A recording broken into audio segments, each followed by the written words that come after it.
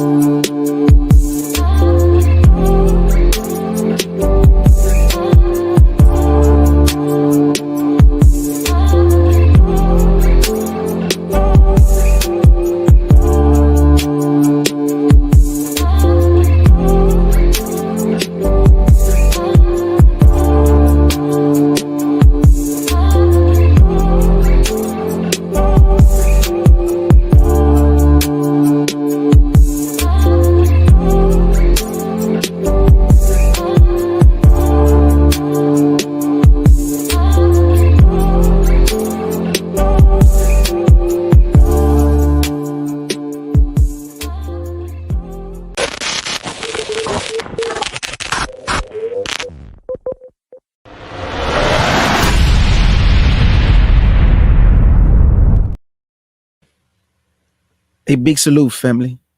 This your brother K. Judah, giving all praise to the Most High Yah, and faith in Yahshua HaMashiach. To the Israelite family worldwide, I say peace and blessings. Big salute to the CUC family, to the FOPE family, and all the beloved brothers and sisters in the chat. Let me say this, family. I ain't gonna even play no music. I'm gonna get straight to the point. I was listening to a video by Israel United in Christ. And I ain't coming up here to disrespect these brothers, but it has to be one of the most worst breakdowns I ever heard in my life when it comes to trying to edify a people. When you read the scriptures, you cannot start in the middle of the chapter and try to edify a people on something that you did not start in the beginning of the chapter but you started in the middle of the chapter. You didn't even get the timelines. You didn't even get the dates. You didn't even get the history. So as you see the title, Israel United in Christ Breakdown of Root, not being an Israelite, is one of the worst I ever heard. Israel United in Christ Breakdown of Root, not being an Israelite, is the worst I ever heard, family. I'm going to let the Bible show y'all the timeline. I'm going to let the Bible show you the maps. I'm going to let the Bible show you that Ruth is indeed a Israelite from the tribe of Reuben. Is I'm making it up? We going to see. So get your Bible. Get you some pen and paper. Write this down, Israel. And study this, show yourself approved. And let's get it.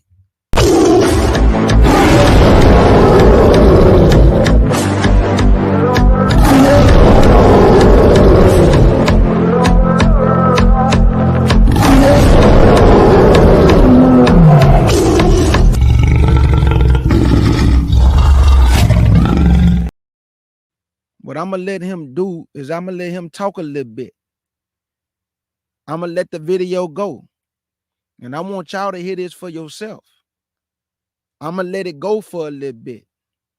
And I want you to tell me what you hear. Let me open up this window. Let's get it.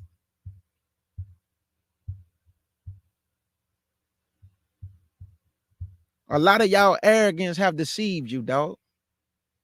The way y'all so arrogant, talking about you can break something down in 15 minutes. Boy, you've been woefully misinformed. Y'all arrogance have deceived y'all, boy. And this proved that your arrogance have deceived you by this breakdown.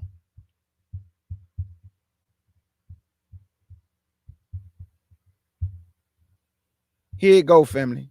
Check this out.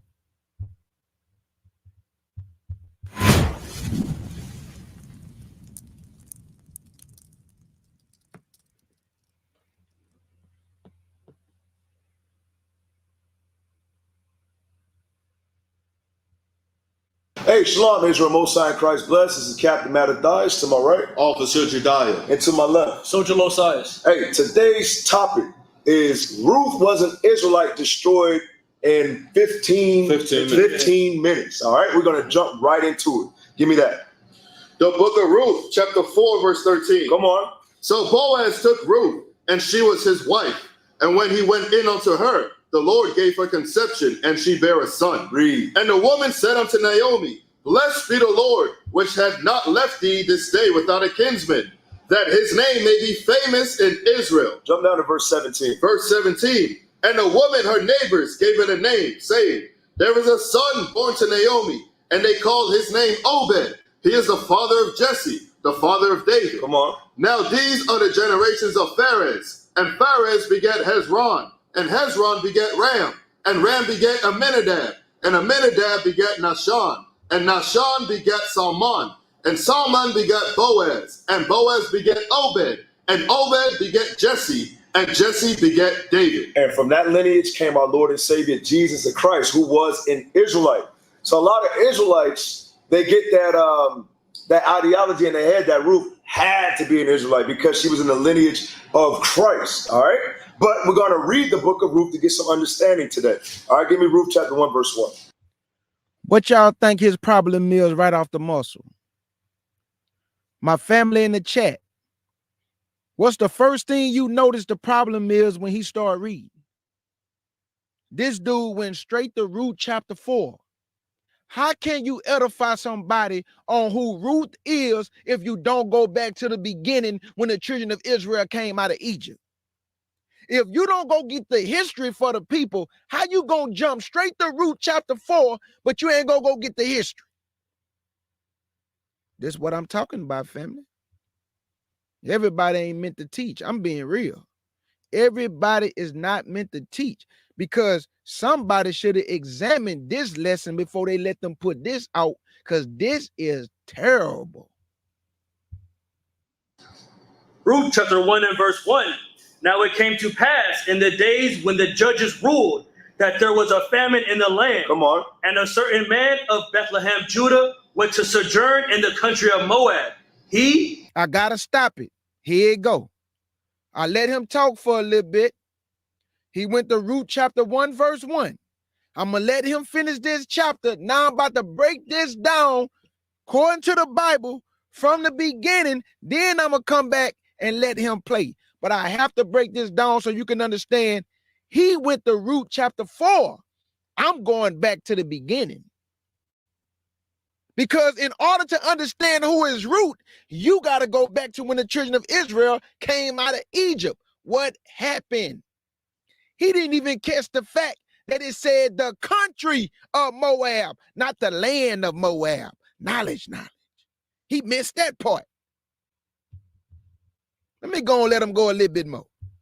And his wife and his 2 sons. Read on. And the name of the man was Elimelech, and the name of his wife Naomi, and the name of his 2 sons was Mahlon and Chilon, Ephrathites of Bethlehem, Judah. Come on. And they came into the country of Moab. And he didn't catch it again.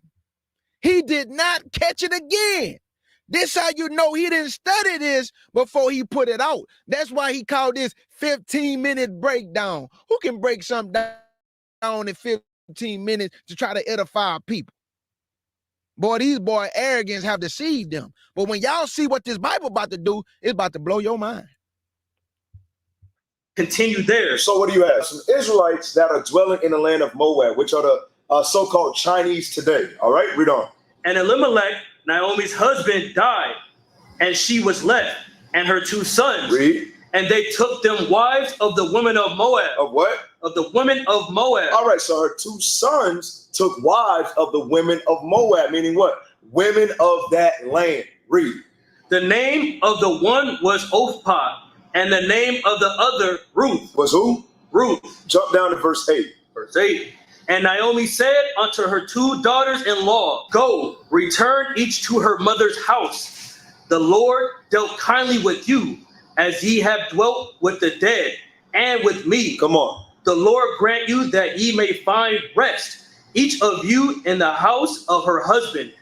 Then she kissed them, and they lifted up their voice and wept. Watch this. And they said unto her, Surely we will return with thee unto thy people. It's so they said, surely we will return with thee unto thy people. So why did the daughter-in-law have to make that distinction? Because she knew she was not an Israelite. Both daughter.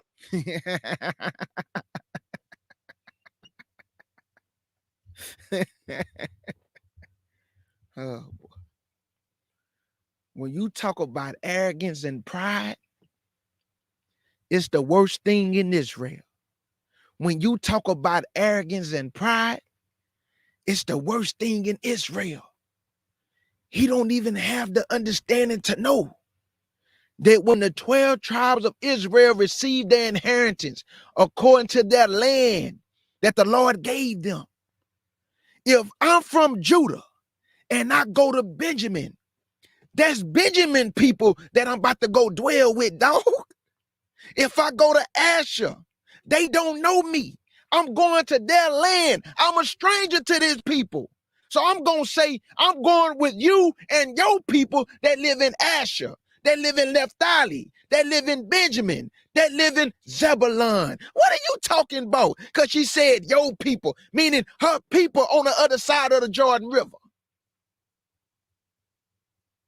How that's so hard to be understood? If one of y'all invite me to your house, I'm a stranger to your family. They don't know me. That's your people, not my people, even though we come from the same people, but I don't come from your same lineage. Your last name is not my last name. Same skin color. Different people that we born with. We are strangers to each other until we get to know one another. How he don't know that? This is just common sense. Now it's time to let the Bible handle business because he messed that all up. So we're going to leave him pause right here. Let's go and let this Bible handle business, man. Jesus. Oh, that was terrible. Let me get out of here. Let's go to Ruth chapter 1, verse 1.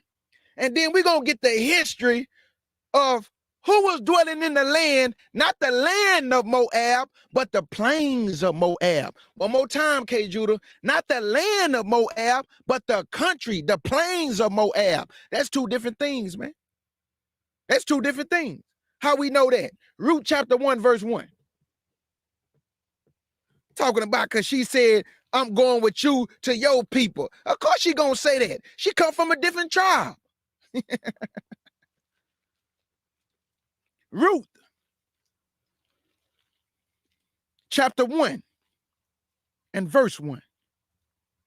And then we're gonna go get the history of how did the Israelites get the land of the country of Moab or the plains of Moab. Let's let the Bible handle business. Because too much talking make it seem real. And boy, that too much talking make my head hurt. That's why I'd rather show and prove. This is Ruth.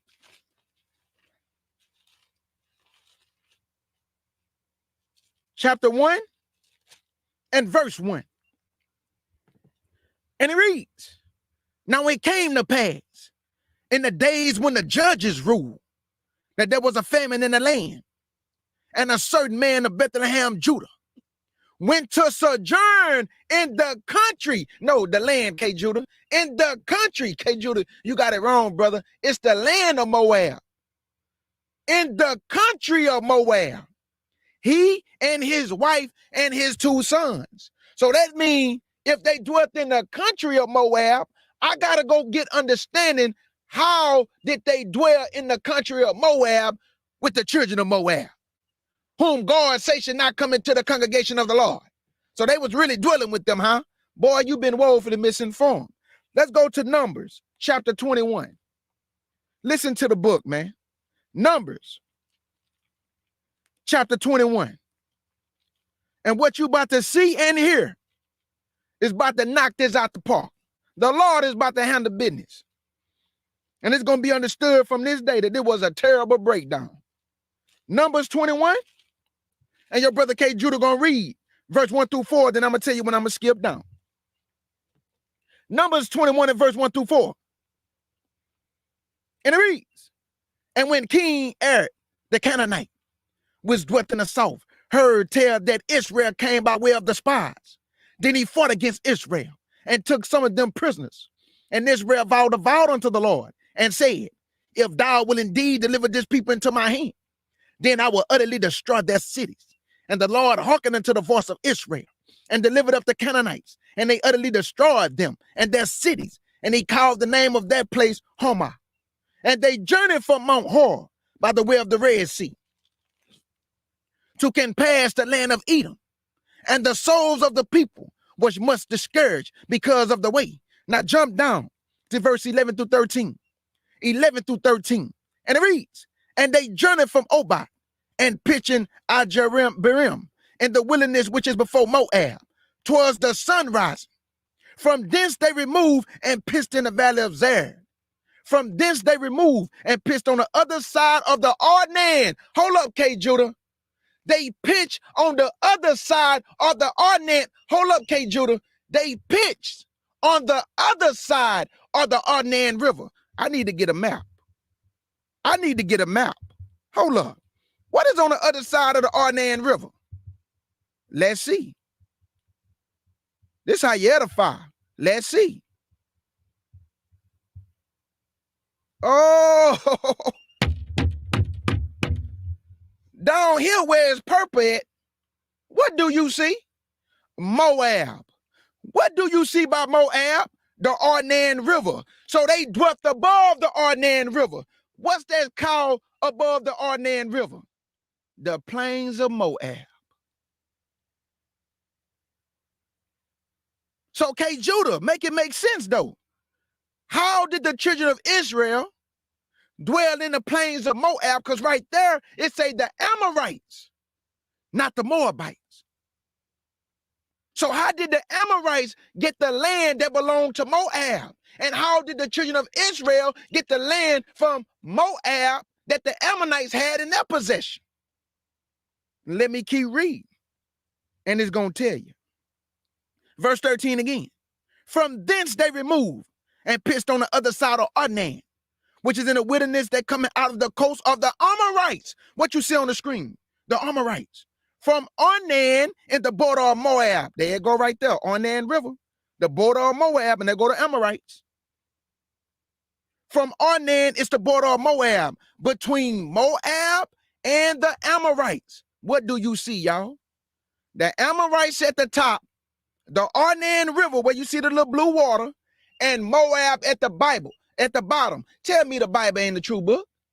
He just said that Moses and them was dwelling between the Arnan River, the border of Moab, between Moab and the Amorites. But hold on, okay, Judah. How did Israel get the land, brother? Jump down to verse 20 to 26. Verse 20 to 26. And it reads, and from Bamoth in the valley that is in the country of Moab, and from Bamoth in the valley that is in the country of Moab, to the top of Pigah, which looketh towards Jeshimon.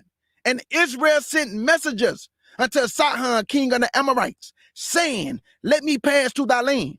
We will not turn in the fields or into the vineyards. We will not drink of the water of the well, but we will go along by the king's highway until we be past thy borders.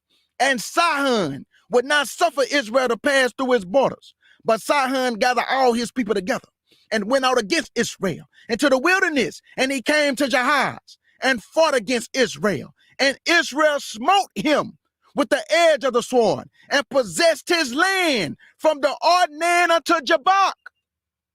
K. Judah, you mean to tell me that where it say the Amorites, the Israelites, took that land from them and they started to dwell in the plains of Moab? Absolutely. What y'all see now? What you see now? What do you see now? It looked like it say Israelite territory to me. So Israel fought against Sihon, king of the Amorites, who took the land from the Moabites. And Israel took the land from the Amorites. But according to this brother, Ruth was a Moabite. But look who land this belonged to now, since they took it from the Amorites. They say Israelite territory. Knowledge.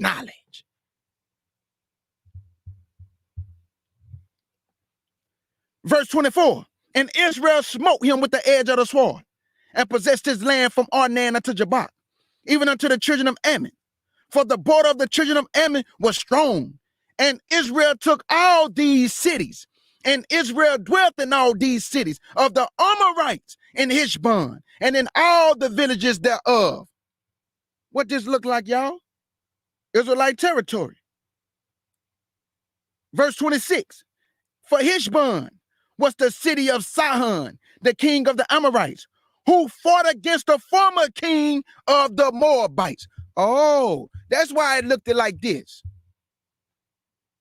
That's why it looked like this, because the Amorites fought against the former king, who was the Moabites, and took the land from him.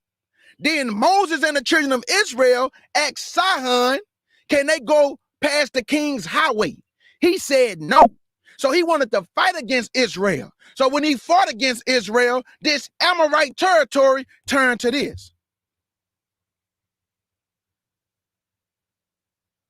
God gave it to Moses and them. So it don't belong to Moab or the Amorites no more. It don't belong to the Amorites or Moab no more. It's a Israelite territory. Verse 26, for Heshbon was the city of Sihon, the king of the Amorites, who fought against the former king of Moab, and taken all his land out of his hand, even unto Arnan. Why to Arnan, family? Because of this. I want to show you something.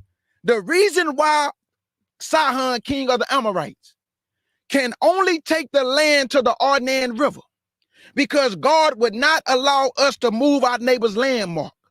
What did the Lord say? I would not give you of the Moabites' land because I gave it to the children of Lot. I would not give you of Edom's land because I gave it to Edom. I would not give you no man's inheritance because I gave it to them. So how could the Amorites take the land below the Arnon River? They couldn't do that because that's another man's inheritance. But God did not never say you cannot take the country of Moab, the land above the Arnon River. Knowledge. And when you go to any city, the country is going to be better than the city because that's where all your vegetation, your greenery, your trees, your grass, and everything flowing. This is why Reuben and his tribe wanted what? The country of Moab. Did he get it? We're going to let the Bible show you. We're going to let the Bible show you. So do you see what happened? First, it belonged to the Amorites. They fought against the Israelites, right? And then it looked like this after fighting against the Israelites. So it went from the Amorites' territory, which is the plains of Moab, right there, plains of Moab, into an Israelite territory, still the plains of Moab. So Israel never took Moab's land below the Arnon River. They took the country of Moab above the Arnon River. See, this brother don't know the history. He went straight to chapter 4. Now, brother, you got to go back. And you got to do what I'm doing right now. You got to get the history of what happened when they came out of Egypt. And it's proving it right here, that this land became Israelite territory. Jump down to verse 29. Verse 29. And it reads, woe to thee, Moab, thou art undone, O people of Shamash. He hath given his sons that escaped and his daughters into captivity until Sihon, king of the Amorites. So there you go. That proves the fact that Sihon, king of the Amorites, came against Moab. And he took the plains of Moab, but not the land of Moab. So the Amorites was dwelling in the country of Moab. And then Moses and them came and asked, can they pass by? He said no. So Moses and the children of Israel fought against him and took all that territory, and it became Israelite territory. Knowledge. Easy to be understood. Let's get a little bit more. Let's go to Deuteronomy chapter 2 and verse 31 through 34. Deuteronomy chapter 2 and verse 31 and 34.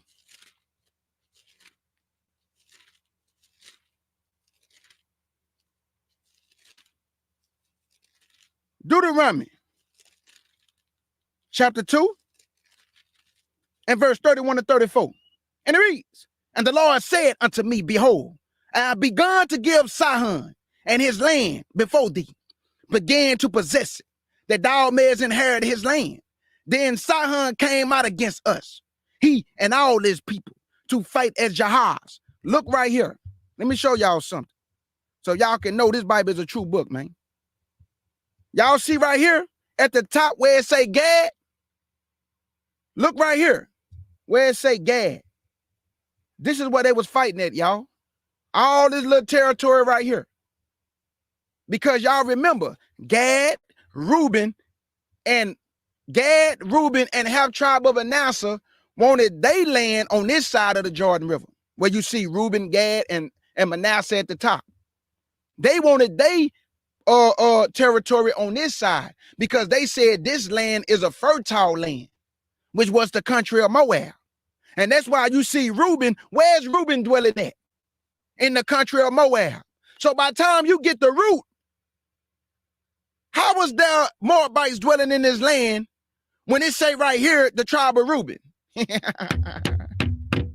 How was the Moabites dwelling in this land when you see on this map where it say the country of Moab, this Reuben territory at this time? Reuben received this inheritance. So how the Moabites was dwelling in this land, and how was Ruth a Moabite when it say right here, Reuben? Somebody ain't doing some read. It say Reuben, brother. It don't say Moab no more. It don't say the Amorites no more. It say Reuben. And right above Reuben, it say Gad. Let me see if I can get that other one. Where is it?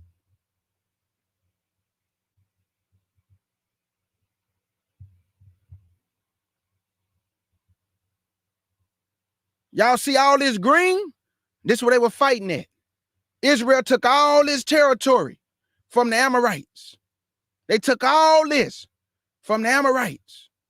All this territory. That's why it's green. From the Amorites. Knowledge. So let me leave this on here right here. Right here. There we go. We're going to leave Reuben on the screen. Verse 34. And we took all his cities at that time and utterly destroyed the men and the women and the little ones of every city. We left none to remain, only the cattle. Hold up. Did y'all hear that? We left none to remain. Let me say that one more time. We left none to remain. One more time. We left none to remain. Man, they killed everything, bro. They killed everything above the Arnon River. They left none alive. So all this territory became Israelite territory. Let's go to Deuteronomy chapter 3, because now we got to get to the king of Og, the king of Bashan. They also fought against him and took his land. Where did they take his land at, K. Judah? Go right over to Deuteronomy chapter 3 and verse 1 through 6. Deuteronomy chapter 3 and verse 1 through 6. And it reads, Then we turned and went up the way to Bashan, and Og, the king of Bashan, came out against us, he and all his people, to battle at Idriah, right here at the top. They was fighting up here, above the Amorites up here. That's where they was fighting at, family. You see where it say Idriah right here? E-D-R-E-I? Right here by territory? That's where they was squabbling at. They was fighting right here. Let me read that again.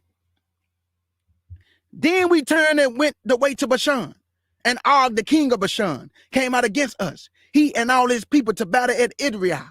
And the Lord said unto me, Fear him not, for I will deliver him and all his people and his land into thy hand, and thou should do unto him as thou did unto Sihon, king of the Amorites, which dwelt at Heshbon. Look down here where it say Israelite. Here go Heshbon. The Lord is the Lord and his son is cold.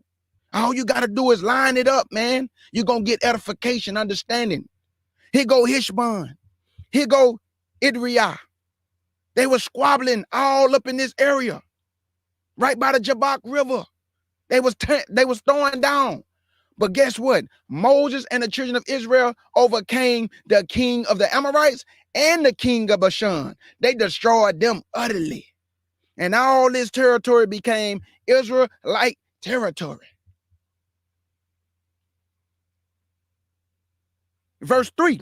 So the Lord our God delivered into our hands Og, also the king of Bashan, and all his people. And we smote him until none was left to him remaining. And we took all his cities at that time. There was not a city which we took not from them. 80 cities, all the region of Agag, the kingdom of Og in Bashan. All these cities was fenced with high walls, gates, and bars, besides unwalled towns, and great many. We utterly destroyed them, as we did unto Sihon, king of Heshbon, utterly destroyed the men, women, and children of every city. They left none alive, y'all. But I want you to notice something. This is about to make so much sense to y'all. I want you to notice something. If the children of Moab was dwelling above the Arnon River, because remember, you had the land of Moab and then you had the plains of Moab. If the children of Israel destroyed the Moabites, because you remember the dude just say this is Moabite land, how did the king of Moab see what Moses and the children of Israel did to King Sihon and king of Bashan? I'm going to ask it one more time for the people in the back. If the children of Israel did not dwell in the plains of Moab and destroyed the Amorites and king of Bashan, how did the king of the Moabites witness with his eyes what the children of Israel did to Sihon and Og. How? Because he was dwelling in the land of Moab below the Arnon River, and he was watching with his eyes what Moses and the children of Israel was doing, handling business above the Arnon River. Remember, you got below the Arnon River and you got above the Arnon River. Moses and them was dwelling above the Arnon River, and the king of Moab said something below the Arnon River, and you about to find out what he said. What he said, K. Judah. Let's go to Numbers 22. Numbers 22. Numbers 22.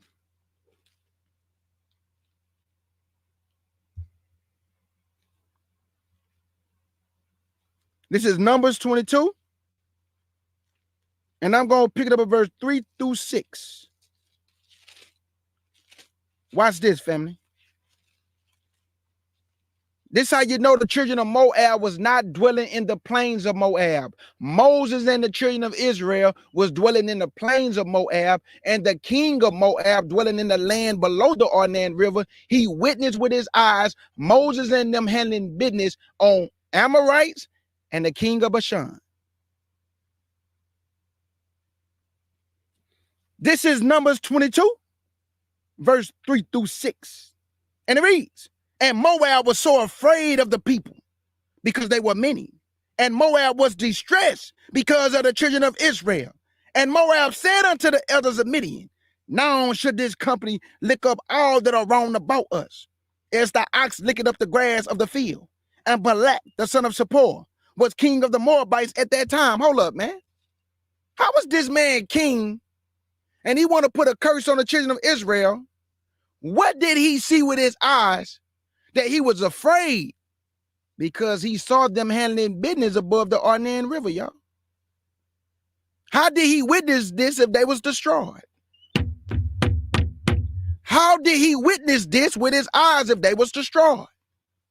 That mean he witnessed all this below the Arnon River, which is the land of Moab. That's why it say he was afraid. And what did he want to do, K. Judah? Listen to the book, family. Verse 4, and Moab said unto the elders of Midian, now should this company lick up all that are round about us, as the ox licketh up the grass of the field. And Balak, the son of Zippor, was king of the Moabites at that time. And he sent messengers therefore unto Balaam, the son of Beor, to Bethro, which is by the river of the land of the children of his people, to call him, saying, behold, there is a people come out from Egypt. Behold, they cover the face of the earth, and they abide over against me. They abide over against me. They abide over, hold up, man, what you mean they abide over against me? Oh, they abide over against you because you was below the Arnon River and they was above the Arnon River. That's why you just said they abide over against you. Say, bro, they right above or top of me. Curse this people for me because it's too many, bro. We are afraid. They right by me, bro. They right above me. They was dwelling in the plains of Moab, y'all. They was dwelling in the plains of Moab, y'all.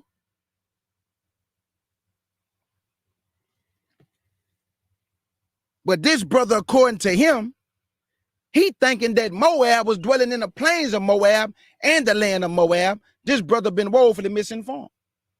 Because anybody who know the history know that Moses and them dwelt in that land from the time they got it all the way into the time of Ruth. There is no way Ruth was a Moabite by blood, because you see from the map that I'm showing you that this is Israelite territory. Israelite territory. Verse 6, come now, therefore, I pray thee, curse me this people, curse me this people, for they are too mighty for me. Peradventure, I shall prevail, that we might smite them, and that I may drive them out of the land. For I wot they whom thou blesses is blessed, and whom thou curses is cursed. So the king of Moab asked Balaam, curse this people for me, bro. They are dwelling over against me. But I thought the children of Moab was destroyed. That goes to show you that the king Sihon of the Amorites, destroyed everything above the Arnon River, and he took that land from Moab. And then Moses and them came along and took that land from king of the Amorites. And that's why you see on the screen, it says Israelite territory. It don't look like this no more. This how it used to look. Amorites and Moab at the bottom. Because what's at the bottom is the land of Moab. That's his inheritance. What's above Moab is the country of Moab. You know, like something that's just a part of your land where everybody go because that's where it's fertile at.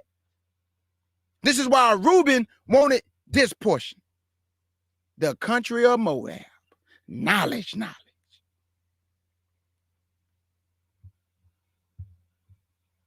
Let's keep going. Let's go to Deuteronomy chapter 23. Because you remember, Moab tried to curse the children of Israel. And this is why the Lord said this. Deuteronomy chapter 23 and 3 and 4. Deuteronomy chapter 23 and 3 through 4. Deuteronomy 23, 3 through 4. And it reads, an Amorite or a Moabite should not enter into the congregation of the Lord, even to their 10th generation. Should they not enter into the congregation of the Lord forever? Because they met you not with bread and with water in the way, and when you came forth out of Egypt, and because they hied against the Balaam, the son of Peor, of Bethro, of Mesopotamia, to curse thee. So God say, Moab or the Amorites cannot come into my congregation into the 10th generation forever, because you met us not with bread and water, and you tried to curse us. Did he not try to curse us in Numbers chapter 22? And God told you in Deuteronomy chapter 23, Moab or the Amorites cannot come into my congregation into the 10th generation forever, because they met you not with bread and water, and because they hired Balaam to curse you.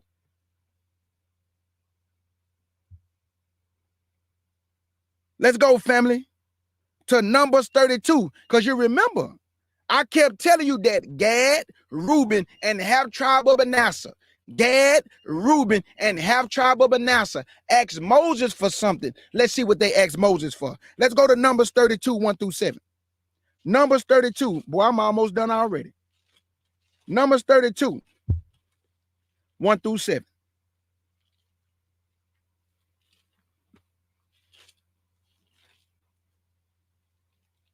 Numbers 32. And verse 1 through 7. Listen, y'all, look at this map real good, because right above Gad is Manasseh. Remember, Reuben, Gad, and half tribe of Manasseh asked Moses for something. Let's see what they asked for. This about to blow this thing out the water. Are y'all ready? Let's get it. Now the children of Reuben and the children of Gad and a very great multitude of cattle, and when they saw the land of Jazer, hold up, man. Family, what this say above where's this word, the Amorites? Y'all see where it say the Amorites? Let me make it big. Y'all see above the Amorites? What do it say? Jazer. This is what Reuben wanted, Jazer. Let me keep going. Now the children of Reuben and the children of Gad had a very great multitude of cattle. And when they saw the land of Jazer and the land of Gilead, they go Gilead at the top, that behold, the place was a place for cattle. The children of Gad and the children of Reuben came and spake unto Moses and to Eleazar the priest and unto the princes of the congregation, saying, Etchiah and Daban and Jazer and Nimrah and Hishbon and Eliel and Shebam and Zebo and beyond, even the country. Hold up. Even the country. Come on, man. Let me go back, man. It's making me feel a little bit too good, man. Do this say country right here? Hold up, K. Judas. Let me see something. Oh, my God. Oh, my God. How that little boy say on that song? Oh my God. Oh my God. What do it say by the name of Reuben? It say country of Moab. What did Reuben just say right here? Let me read that again for the people in the back. Verse 4. Even the country. What you want, Reuben? Even the country. Reuben, you got to stop, brother. What you want, Reuben? Even the country, which the Lord smote before the congregation of Israel, is a land for cattle, and the servants have cattle. Wherefore said they, if we have found grace in thy sight, let this land be given unto thy servants for a possession, and bring us not over Jordan. As Moses said unto the children of Gad and to the children of Reuben, shall your brethren go to war? And shall ye sit here? And wherefore discourage ye the heart of the children of Israel from going over into the land which the Lord hath given them? So I want you to notice something. The children of Reuben and Gad and half tribe of Manasseh, they just told Moses, we want the land of Heshbon. We want the land of Dibon. We want the land, Moses, right here. I want the country. That's what Reuben just said, family. So when you look at this map, what name do you see in the country? It's Reuben. What name do you see above Reuben? It's Gad. What name is above Gad? It's Manasseh. So how can Ruth be a Moabite by blood when Reuben inherit this territory? Somebody talk to your brother, man. How can Moabite by blood be in this land at the time that Moses and the children of Israel destroyed everything that was dwelling in the plains of Moab? They left nothing alive. They destroyed everything. I'm talking everything.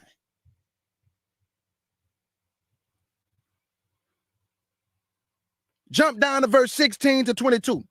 16 to 22.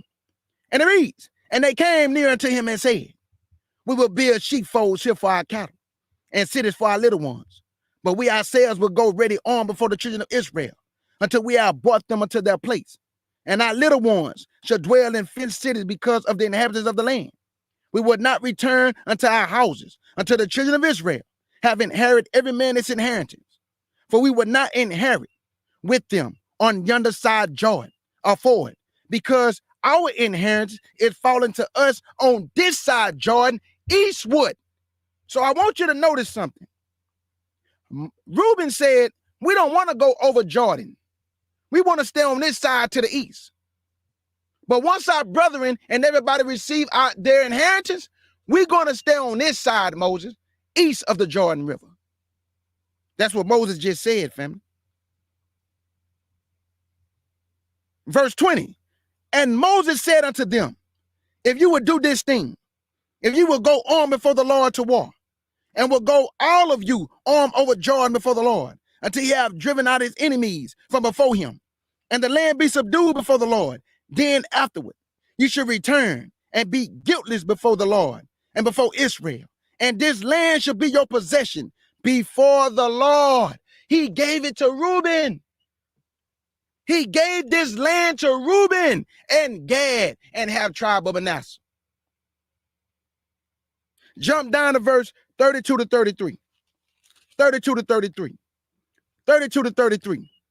And it reads, and Moses gave unto them, even to the children of Gad, and to the children of Reuben, and to the half tribe of Manasseh, the son of Joseph, the kingdom of Sihon, king of the Amorites, and the kingdom of Gog, king of Bashan, the land, with the cities thereof in the coast, even the cities of the country round about. Can I go further, y'all? Y'all want me to keep going? Because it's getting hot in here, family, and the Lord is on fire. Did you just hear Moses say, y'all can go after your brothers have inherited their land, go inhabit the kingdom of Sihon, which was the Amorites, the kingdom of Bashan, which was above the Amorites, that shall land now, which is in the country. I see country right here, country of Moab. I don't see land of Moab. I see country of Moab.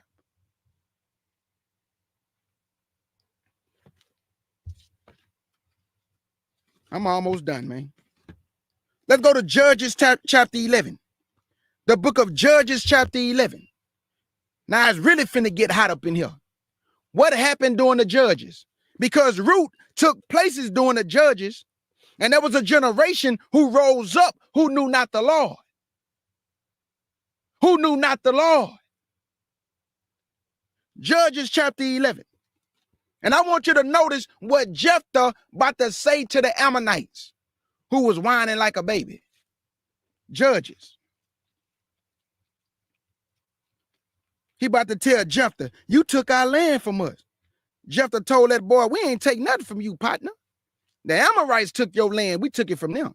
But we ain't take nothing from you. Ammon, sitting up there lying. Talking about we took your land. But we ain't take your land from you. We inhabited whatever God gave us. This is Judges chapter 11 and verse 1. And then I'm going to tell you when I'm going to skip down.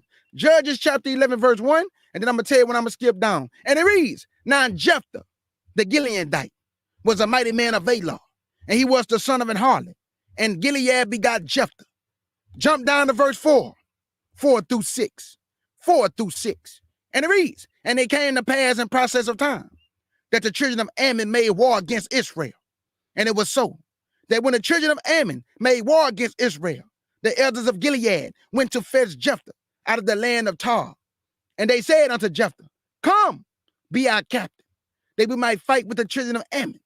And Jephthah said unto the elders of Gilead, did not ye hate me and expel me out of my father's house? And why are you come unto me now when you are in distress? Now jump down to verse 12 to 15 and listen closely to the book. 12 to 15. And it reads, and Jephthah sent messengers unto the king of the children of Ammon, saying, what hast thou to do with me, that thou art come against me to fight in my land?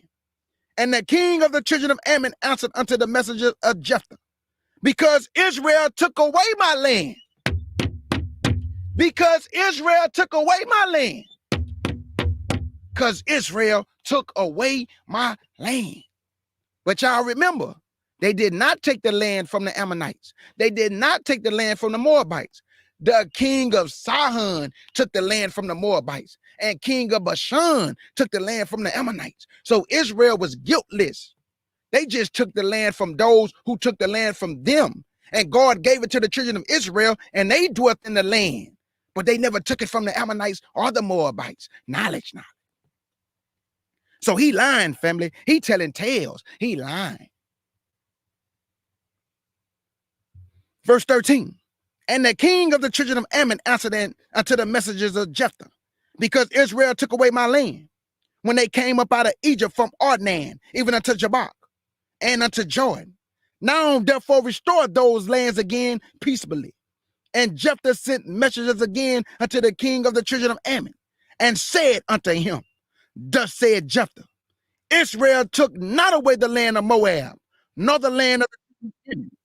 But when Israel came up from Egypt and walked through the wilderness unto the Red Sea and came to Kadesh, then Israel sent messengers unto the king of Edom, saying, let me, I pray thee, pass through thy land. But the king of Edom would not hearken thereto.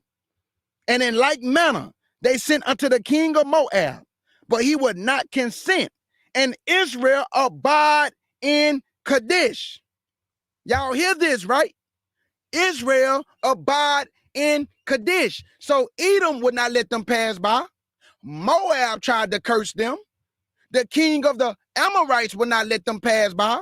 King of Bashan would not let them pass by. So the Lord told Moses, you know what? Go destroy them and take their land. Let's go to Deuteronomy. Chapter 2, verse 9. Because remember, Jephthah just told the Ammonites, we did not take your land from you, man. You are lying. Why they could not take their land from them? Let's go see. Deuteronomy chapter 2 and verse 9. And we coming right back to Judges. So hold your marker there. Deuteronomy chapter 2 and verse 9. And it reads, and the Lord said unto me, distress not the Moabites, neither contend with them in battle. For I would not give thee of their land for a possession, because I have given Ar unto the children of Lot for a possession. So the Lord keep his word. Why are you saying that, K. Judah? Because I want you to look at this map. God told the children of Israel, do not meddle with the Moabites. I would not give you of their land, which is down here where you see Moab, family. This is the land of Moab. You don't see A-R right here? A-R is right by Moab. This the land that he gave them. But above the Arnon River was open game. Why, K. Judah? Because the country of Moab is different from the land of Moab, even though it's his territory, but it is not his land. It is not his land. And what I mean by that is that even though the country of Moab, he dwelt there, but why did the Lord allow king of the Amorites to take the country but not the land? Let me say that one more time. Why could not the king of the Amorites, he can only take the country of Moab, but he did not go below the Arnon River to move his neighbor's landmark. He stayed above the Arnon River. He never went below the Arnon River. Knowledge. So Deuteronomy 2 verse 9 holds true that the Lord told them, Israel, don't meddle with the children of Moab, because I have given Ar to them for a possession. So that's why the Israelites never went below that Arnon River. They stayed above the Arnon River and dwelt in the country of Moab. How long did they live there, K. Judah? K. Judah, how long did the children of Israel live in the country of Moab? Because according to this Israel United in Christ brother, he said that Ruth was a Moabite. But can you get a scripture, brother, to prove that they lived in that land for over 300 years? Oh, yeah, I think I can. Oh, yeah, I think I can, green egg, salmon, ham. Let's get it. Let's go back, family, to Judges, chapter 11. And this time, verse 12 through 18. And I'm going to tell y'all when I'm going to skip down. Judges.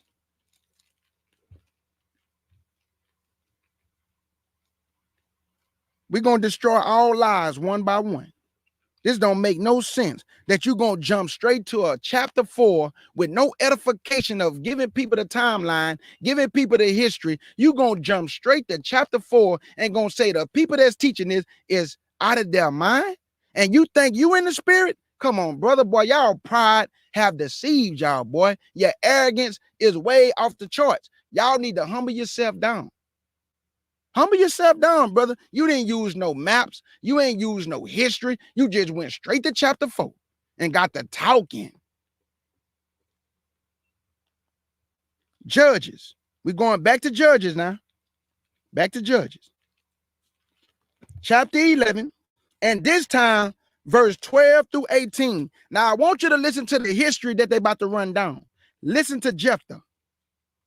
Judges, chapter 11.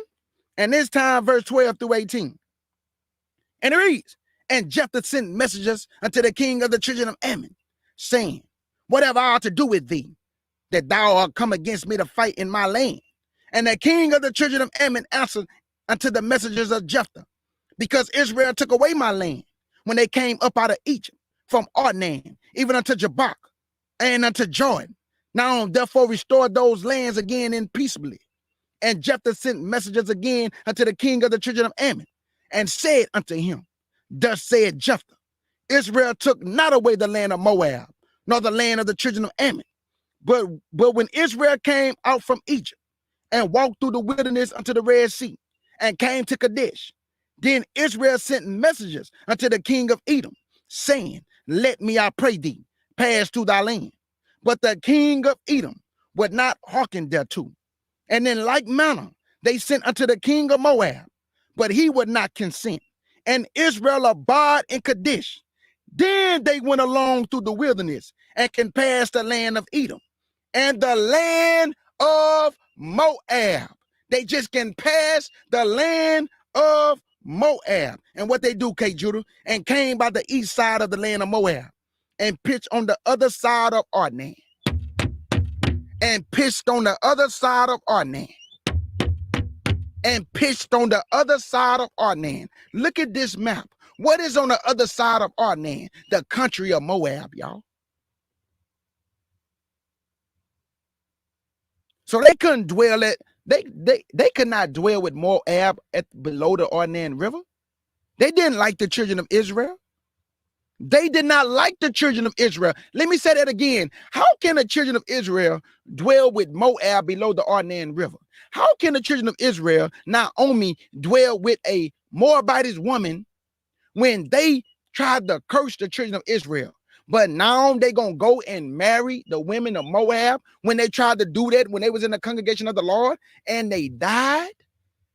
You don't remember when God killed some of the men for sleeping with the Moabite women? But now all of a sudden, God gave a heathen woman a book with her name on it. God gave a heathen a book named Ruth. He never did it before. He allowed Nebuchadnezzar to rule, but he wouldn't tell him his dream. He allowed Pharaoh to rule, but he had to go to Joseph.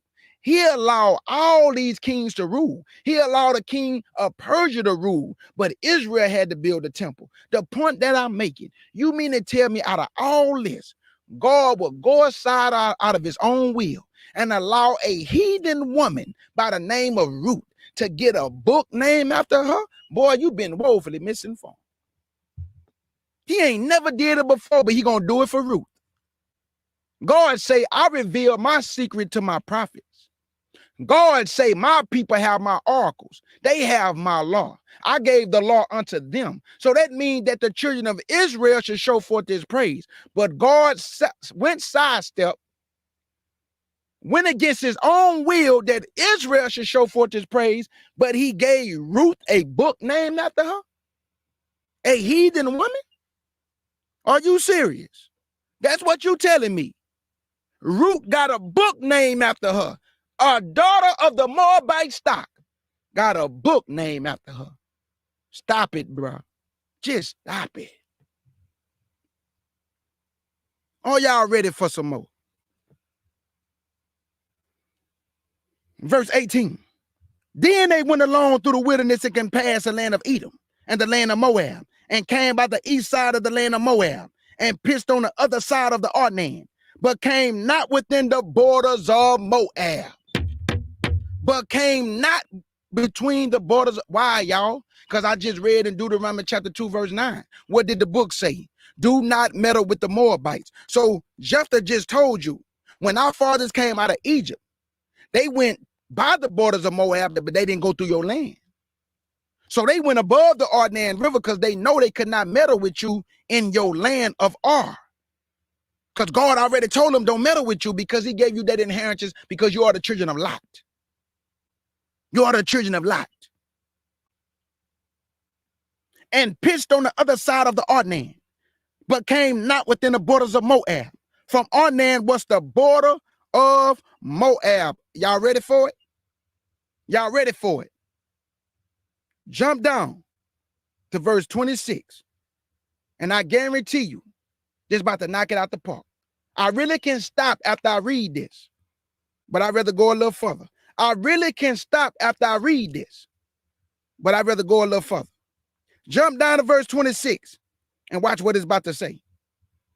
And it reads, while Israel dwelt in Heshbon and her towns, and in Area and her towns, and in all the cities that be along by the coast of Arnan, 300 years. 300 years. 300 years. 300 years, Israel united in Christ, brother. Did you know that? Did you know that the children of Reuben and the children of Gad and half tribe of Manasseh on the east side of the Jordan River dwelt in that land for over 300 years, and Ruth took place during the time of the judges? And you mean to tell me you believe, without no scriptural proof, without any history database, you believe that the children of Moab was dwelling in that land when she met Naomi? But I just read that they dwelt in that land for over 300 years. What are you talking about, bruh? Ruth was from the tribe of Reuben, of the Israelite stock. That's why she have a book named after her. Because remember, you can also be called after the name of the land in which you dwell. That's why Naomi's husband's name was Elimelech. But what did they call the man? Bethlehem of Ephrathah of Judah. Call him after the name and the nativity in which he dwelt. Knowledge.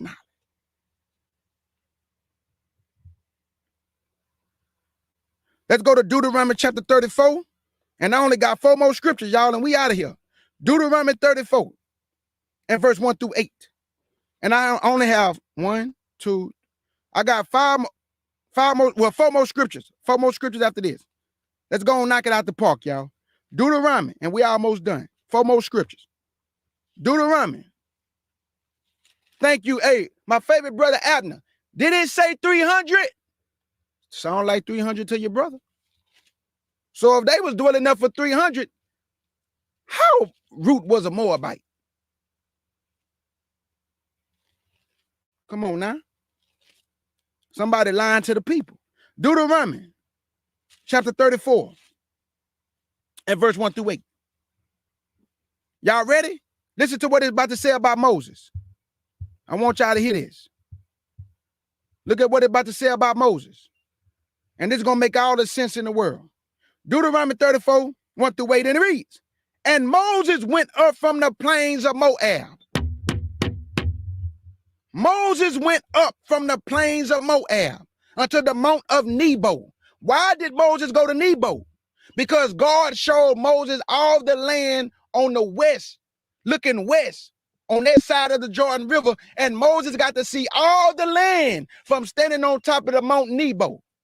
So Moses was in the plains of Moab when he looked over the Jordan River and saw all the land, but he could not cross the Jordan River. So you mean to tell me that Moses was dwelling in the plains of Moab, but the brother just told me that Ruth was a Moabite. So what is Moses doing in the plains of Moab, brother?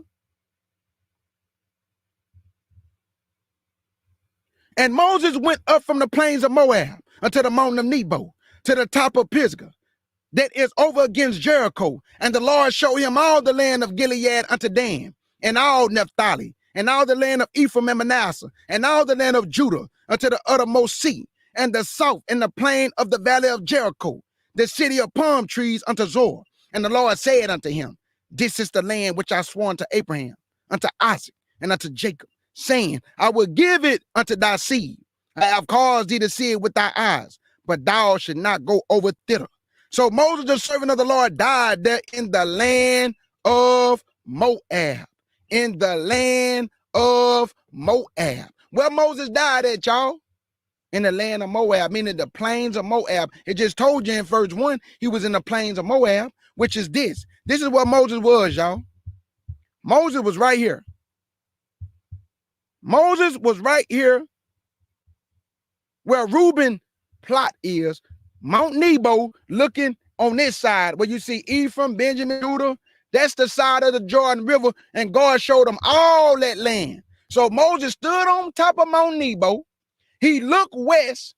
He saw all that fertile land, but he could not cross that Jordan River.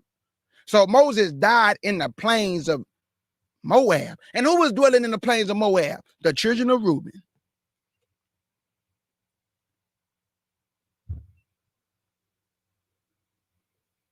Verse 5. So Moses, the servant of the Lord, died there in the land of Moab according to the word of the Lord. And he buried him in the valley in the land of Moab, over against Beth Peor. But no man knoweth of his sepulture unto this day. And Moses was 120 years old when he died. His eyes was not dim, nor his natural force abated. And the children of Israel wept for Moses in the plains of Moab. In the plains of Moab. Come on, brother. Come on, y'all. The Lord is cooking, man. The Lord is handling business, man. That boy, my favorite brother said, there's 3. Yes, 300. 300. Not 3. Come on, dog. The Bible is a cold piece of work, man. So y'all just heard it for yourself, right? In verse 8, and the children of Israel wept for Moses in the plains of Moab. What do you see on the screen? The country of Moab is the same as the plains of Moab. This where Moses died at, y'all. So how was Moab dwelling in this land if the children of Israel was dwelling in this land for over 300 years? Not 3.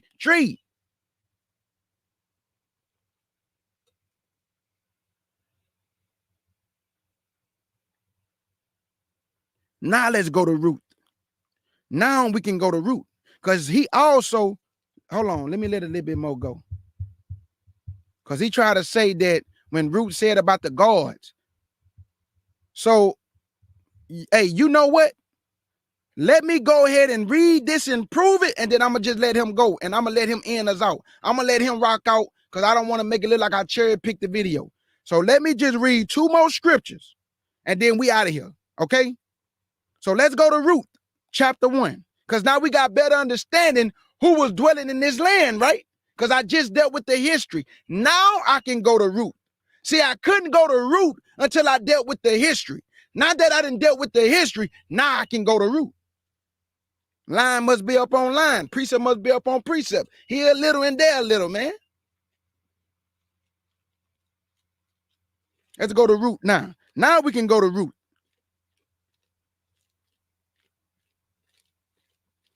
The book of Ruth,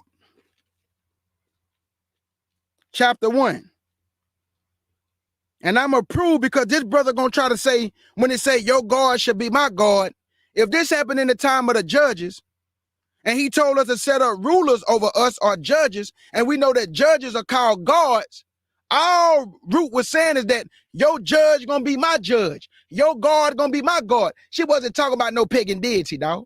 When she say return to your gods, she was talking about return to your rulers because this happened in the time of the judges, and judges mean gods. So he tried to twist that up too. So this is Ruth chapter 1.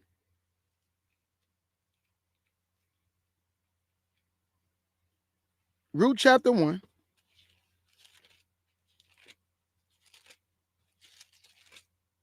And I'm going to read verse 1 through 7. And it reads, now it came to pass in the days when the judges ruled, meaning the guards, that there was a famine in the land, and a certain man of Bethlehem of Judah. See, they called him after the land in which he dwelt.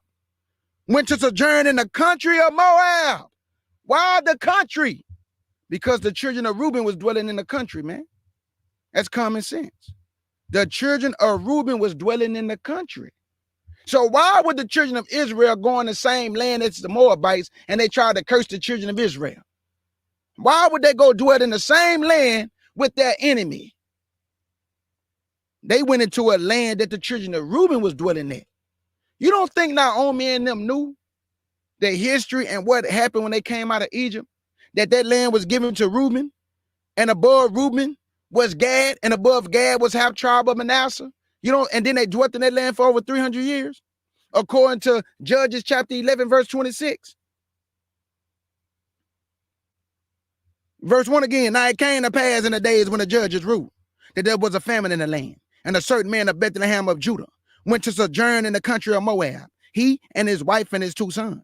And the name of the man was Elimelech, and the name of his wife Naomi, and the name of his 2 sons Malion and Chilion, Ephrathites of Bethlehem of Judah. And they came in the country of Moab and continued there.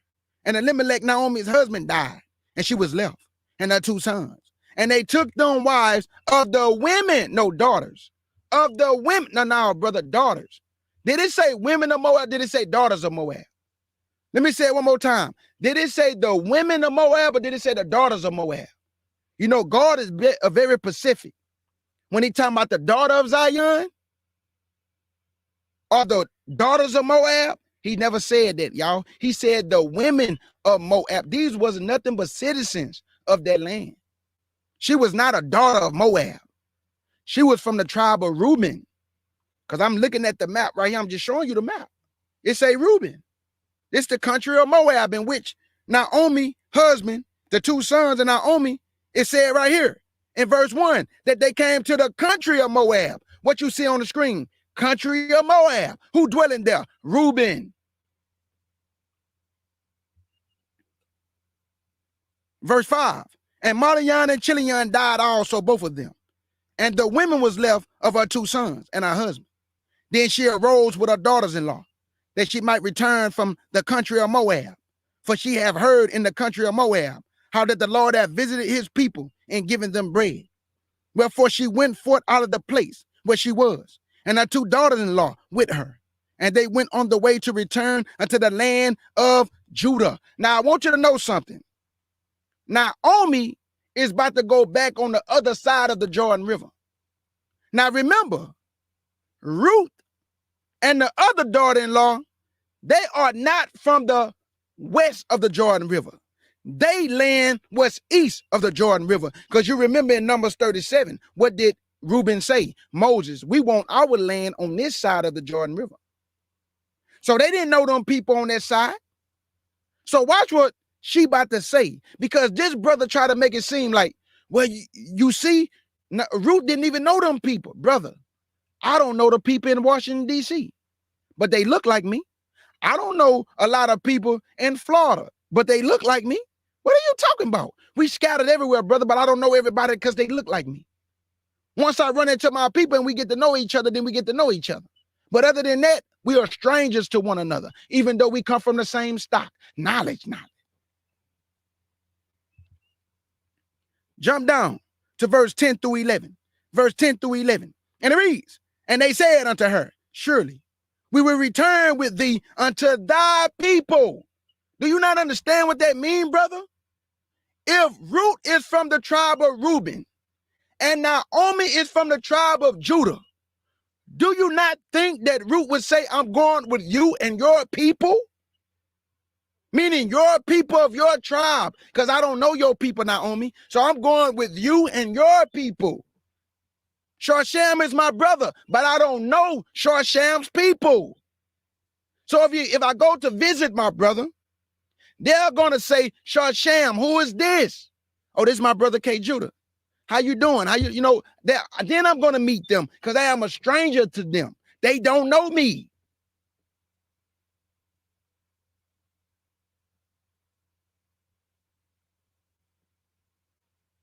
This dude sitting up here talking about they Japanese, Chinese. That's what the dude just said. He said Moab are the Japanese and Chinese. What's wrong with this dude, y'all? Moab is not no Japanese and Chinese. I call these dudes paralytes. Whatever the leaders say, they follow. No edification on their own. They got to teach whatever the elders say. You cannot get you higher learning under another man. You got to be able to think for yourself and branch out for yourself as a man. Because my heart pump, man. Not Kool-Aid, but man, dog. Can't let no man tell me what scriptures I can read. Nigga, please. Trying to hinder my growth. My heart pump, man.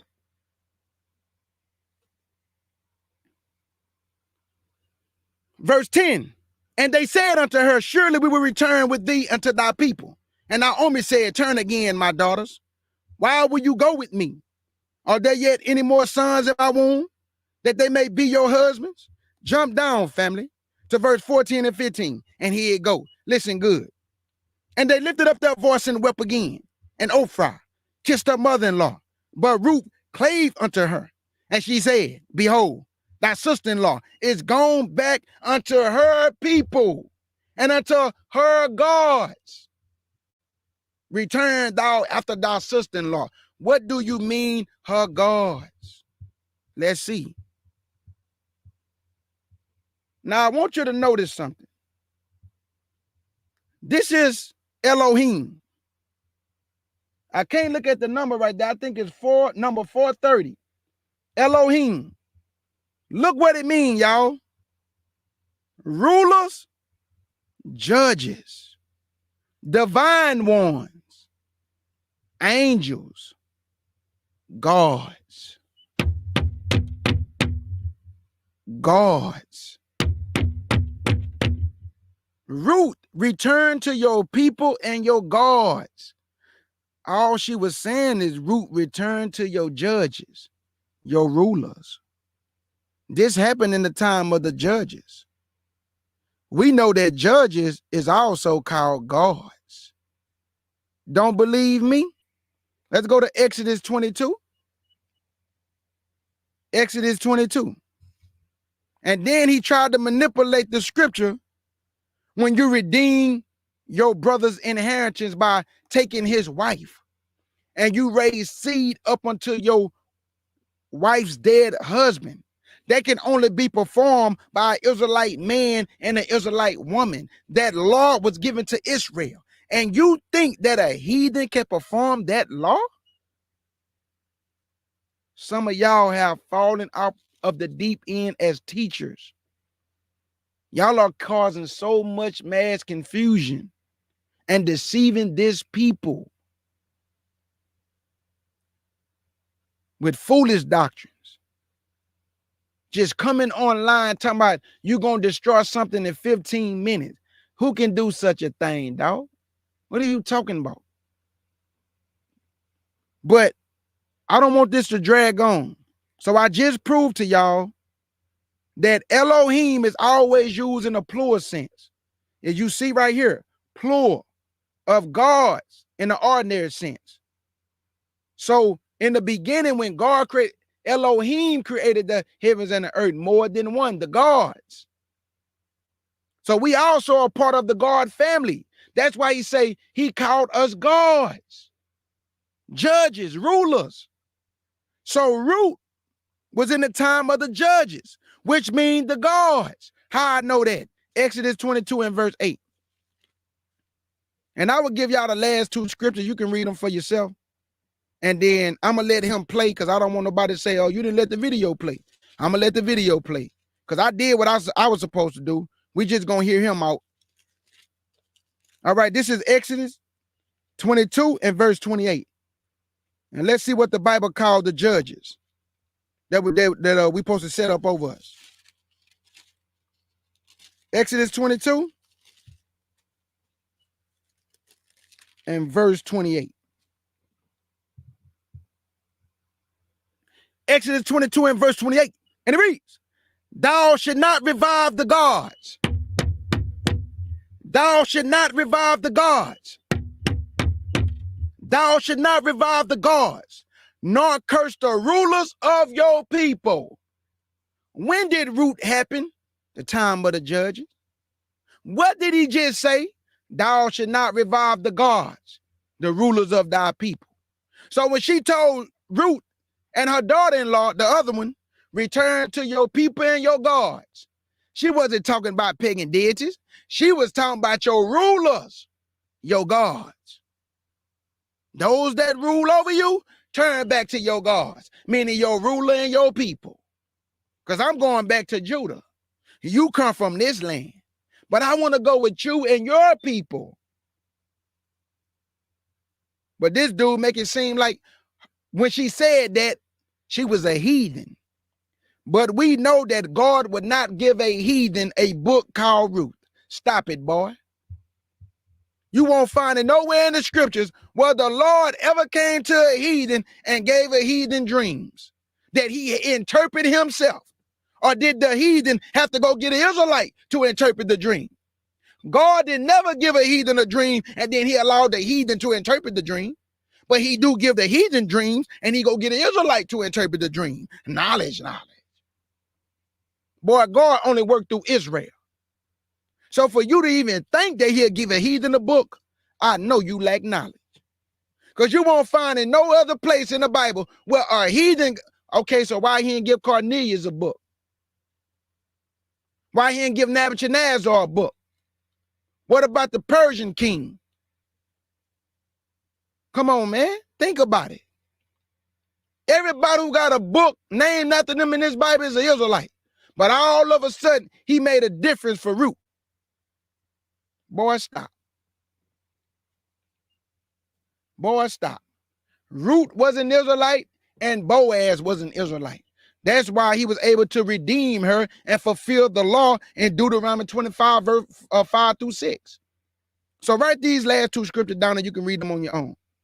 If you go to Ruth chapter 4, verse 1 through 6, you're going to read about how Boaz redeemed Ruth because her husband died. And there was a law in the Bible in Deuteronomy chapter 25, verse 5 through 6. That when your brother died, next of kin had to raise up seed unto your brother. So how can Ruth be a heathen and Boaz perform this law with a heathen to raise up seed unto the dead husband, which is a heathen? Boy, stop. Y'all got to stop, bro. God killed the men of Israel for sleeping with the Moabites. But boy, when they come to Ruth, you can sleep with them all of a sudden. So family, let me let him play. And then I'm out of here. Let's see what else he said.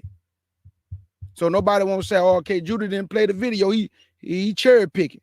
Okay, here you go. We're going to let him play.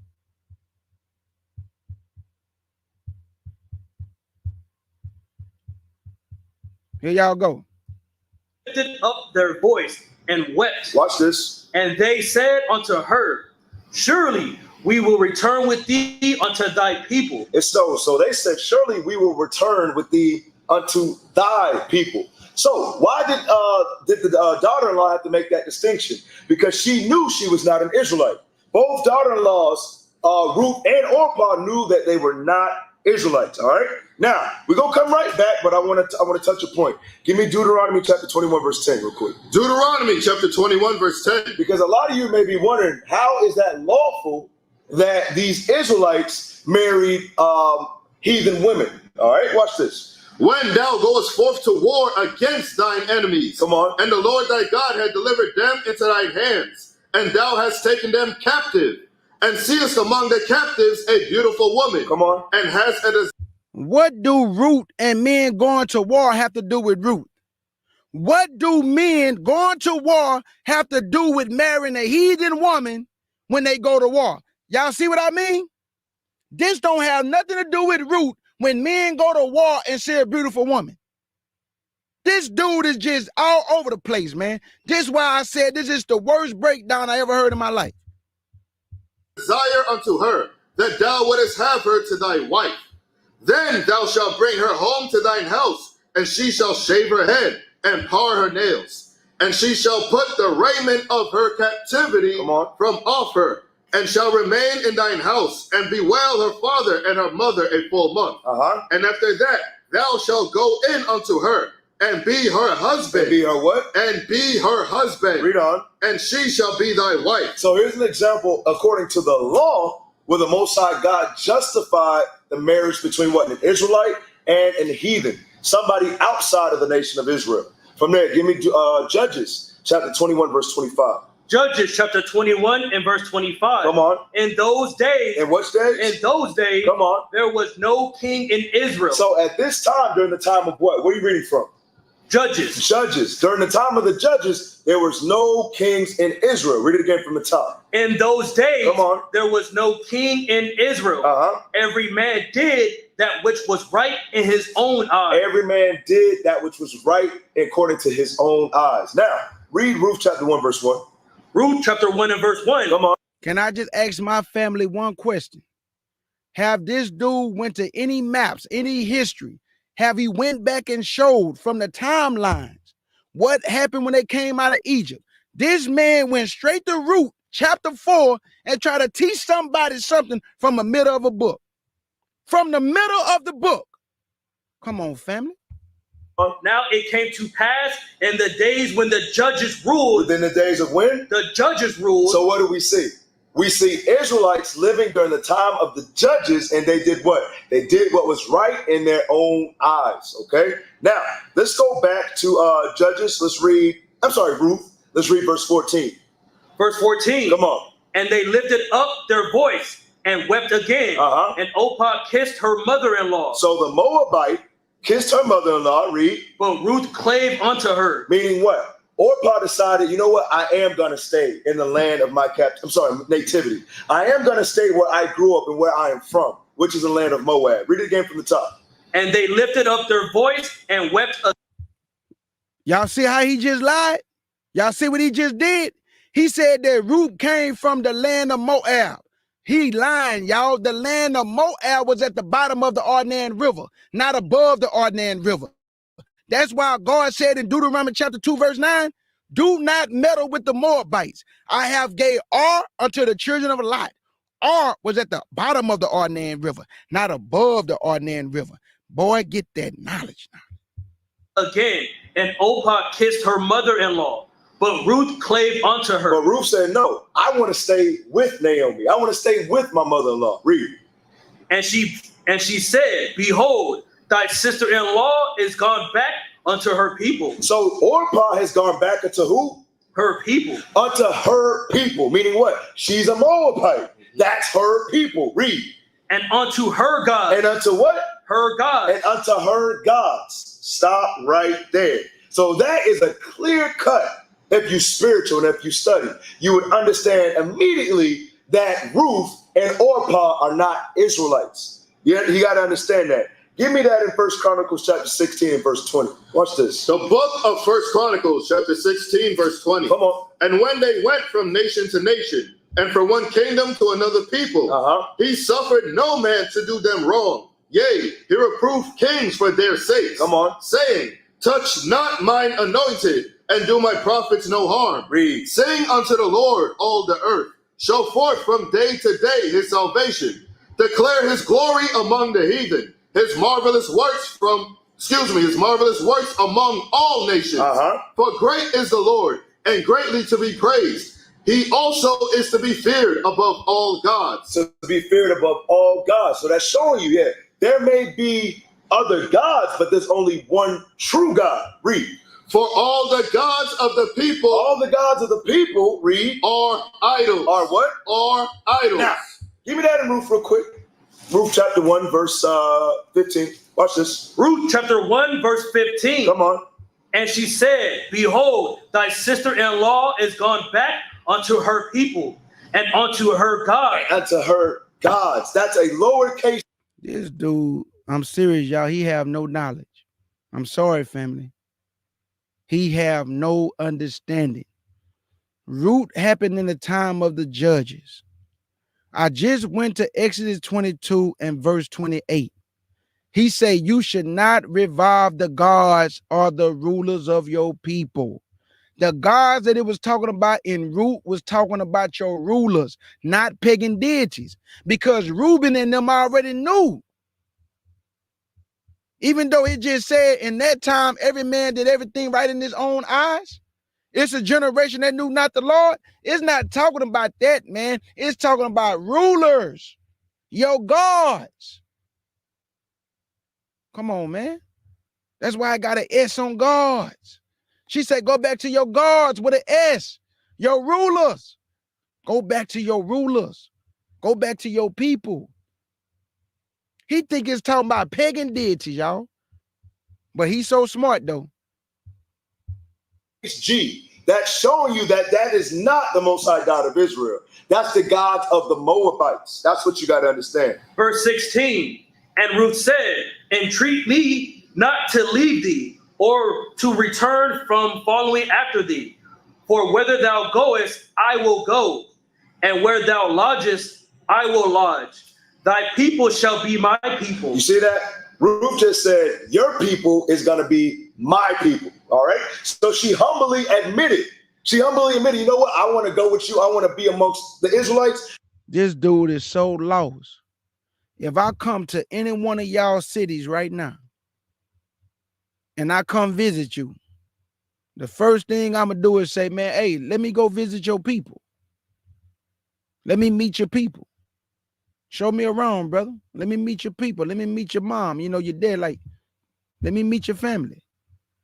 This dude right here boy, this is crazy. He can't even understand the fact that just because we are black people, not in skin color, I don't know why, I just hate saying black. because I can't say brown because the Arabs brown, Asians brown. Just because we are people that look alike, we don't all know each other. We are strangers to one another, y'all.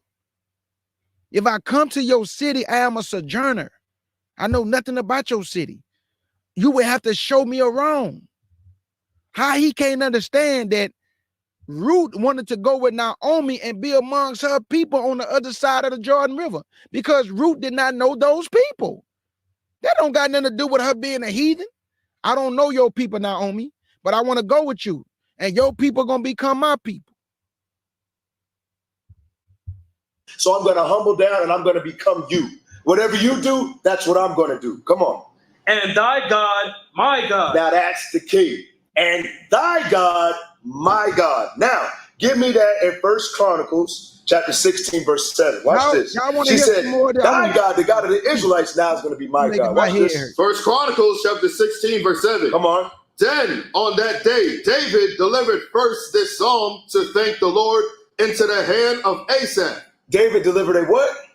Then David delivered this psalm. Give me Psalms chapter 96, verse 4 and 5. Psalms chapter 96 and verse 4. Come on. For the Lord is great and greatly to be praised.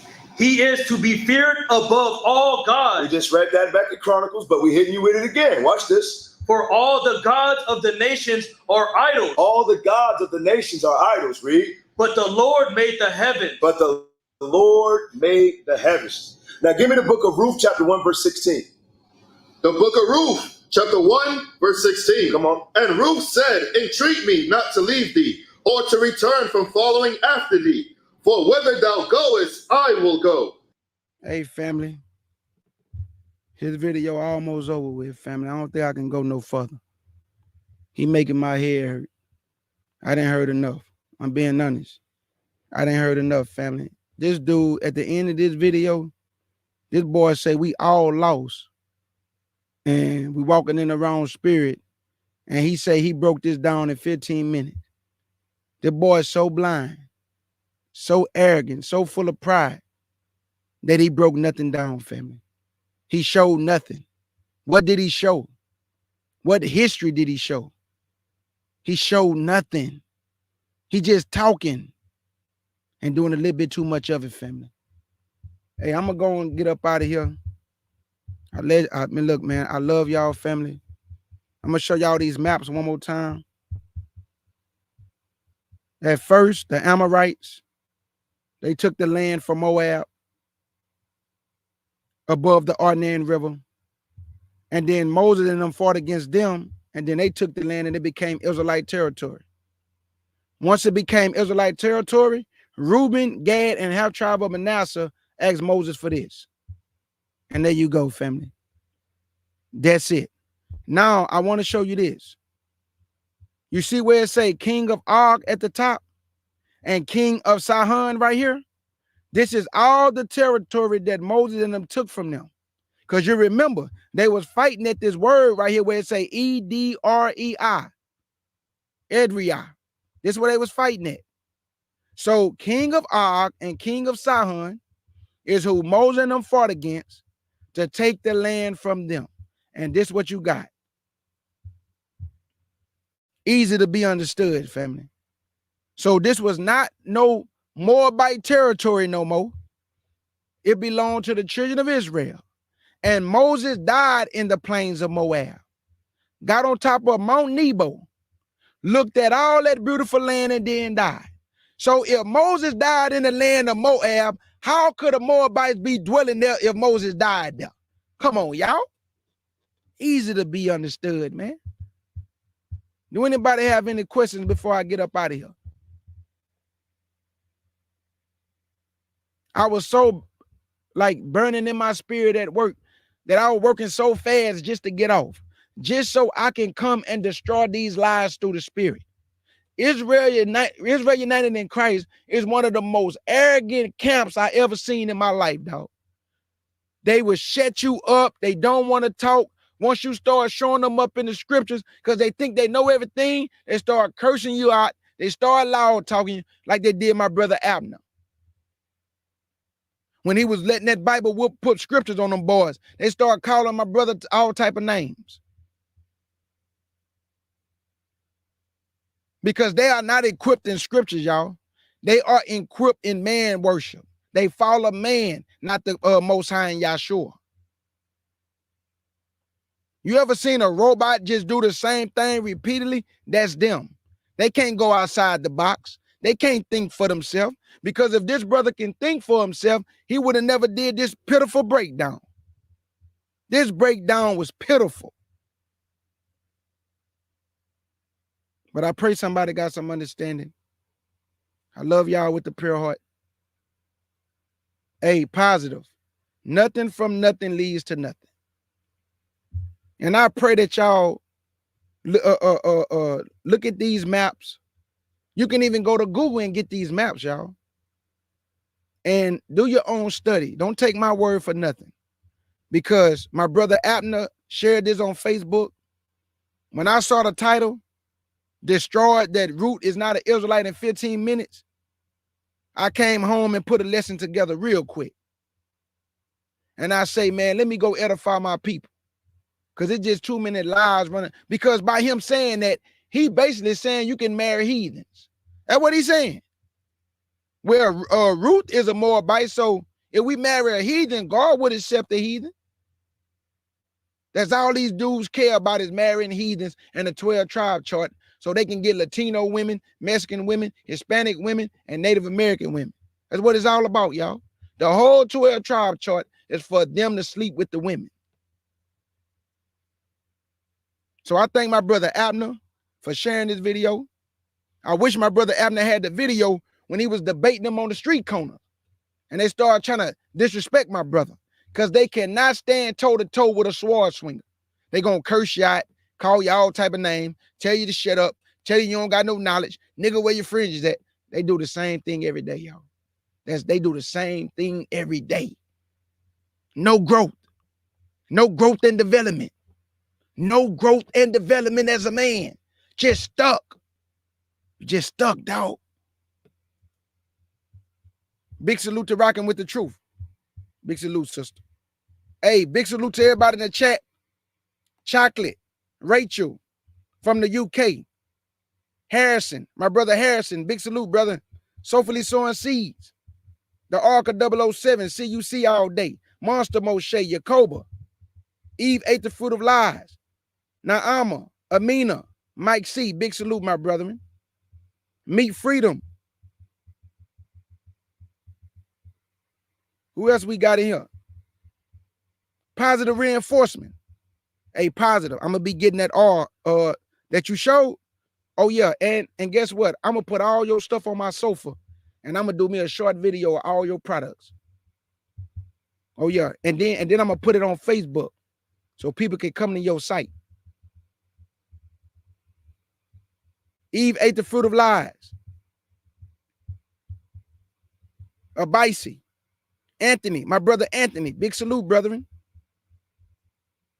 Hey, Yahshua is back. Big salute, brethren. Big salute to all the beloved Israelites worldwide, man. Jason Buckley, big salute, brethren. Urashia, big salute, my sister. And I think I got everybody. If I missed anybody, man, please forgive me. Because I don't want to hold y'all too long. Let me get up out of here. Hey, I want to say this. Support my sister positive. Support my sister products. Natural base. No pork. No exene. You know that stuff that be on the back of the cereal box that I can't spell or name. You know all that enzine and Esma and man, I'll be like, boy, they just come up with anything. They just put any names on these products. I'm talking about stuff I never heard of. What is enzine? Man, I'm out of here, man.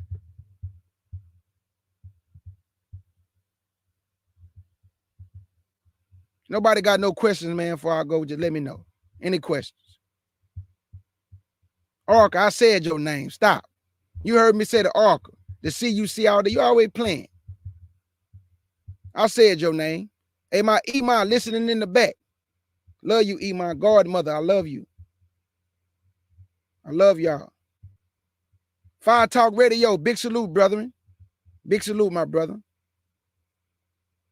Y'all got to shout everybody out. Show love. Show love. Show love. I keep trying to tell people praising your people is a form of encouragement. Praising your people is a form of encouragement. Let me say it one more time for the people in the back. Praising your people is a form of encouragement. And people need that encouragement. Don't you know words of encouragement can light fire to somebody and make them go meet their full potential? Words of encouragement.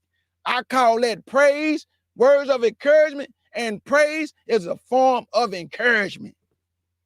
Say it ain't so. Say it ain't so. And I'm out. I say big salute.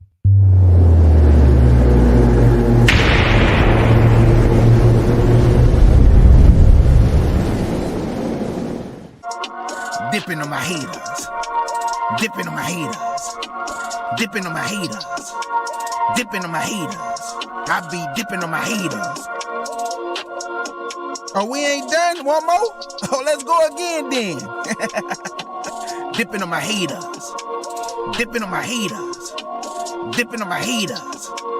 Dipping on my dipping on my haters.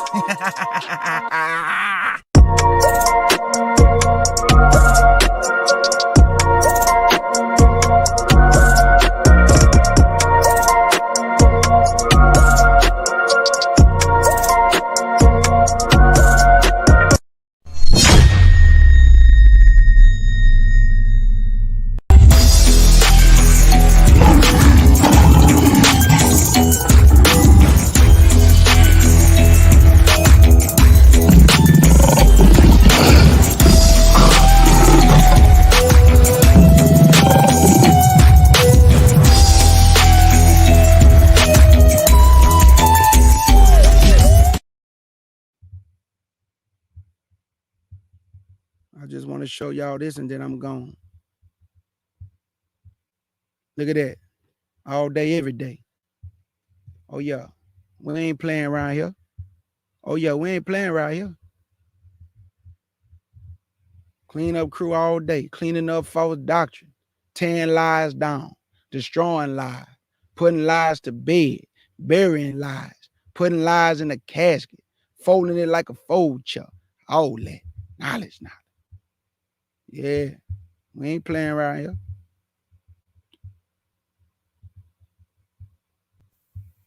This should be played at high volume, preferably in a residential area. Crooked letter, crooked letter, M, crooked letter, crooked letter, crooked letter, crooked letter, back, yeah. I'm everything they claim to be. It's plain to see the way I rock this industry. Rappers, I make them ashamed to be. All these suckers paid the fee. Tap dance for massa, might as well wear a thong and give a lap dance to massa. I'm bringing total disaster. And FEMA won't relieve you. Supposed to love your brother, but you live as a deceiver. Your man fall, you supposed to catch him like a receiver. The grass is high, but I know it's snaking. I can see you. I met the fakest people when I came into this truth. They in sin, but they claim to live more righteous than you. They say if you ain't in they crew, then you ain't in the truth. That's the reason why I'm so low and move the way I do. If the devil tempted Christ, what you think he'll do to you? Lie to you, whisper sweet nothings and make it sound cool. You a fool if you think it's all peaches and cream. And I ain't Sarah Lee, out here living life like a dream. And I ain't Dr. King.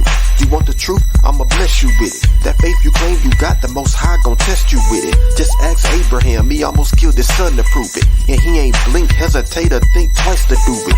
Ask Job, all his possessions, he had to lose it. This that kingdom talk, homie, it's bigger than music. False prophets take the Bible and abuse it. Create their own doctrine. And it's still F the police like I'm from Compton. I know Sandra Bland, feel me?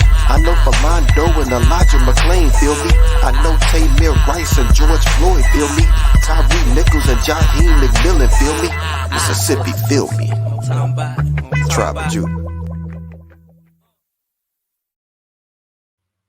In the words of my beloved sister August Dreams, thank y'all for coming to the Lion's Den family with the CUC family. and the FOPE family, and all the beloved brothers and sisters in the chat. Let's get it.